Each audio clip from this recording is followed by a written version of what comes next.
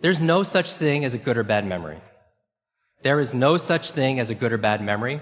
There's just a trained memory and an untrained memory. Does that make sense?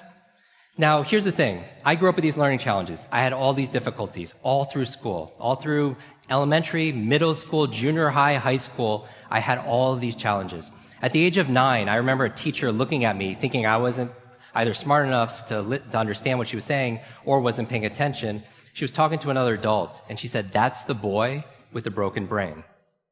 And I was like, at 9 years old, right? And so those kind of identity issues, those beliefs, does that make a difference?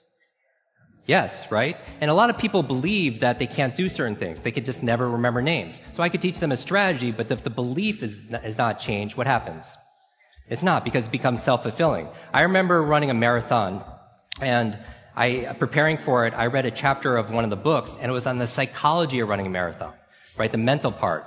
And it said this verbatim, word for word, because I'm a memory expert. It said, "Your brain is like a supercomputer, and your self-talk is a program it will run. So if you tell yourself you're not good at remembering names, you will not remember the name of the next person you meet because you programmed your supercomputer not to."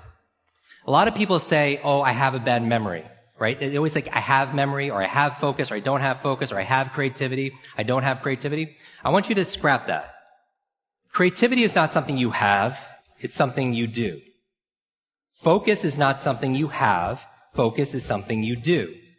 Energy is not something you have or don't have, it's something you do.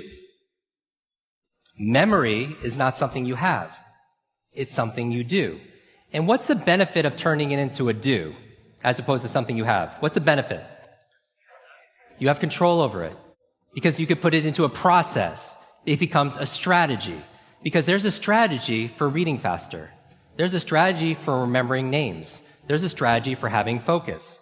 And it's a verb, not a noun.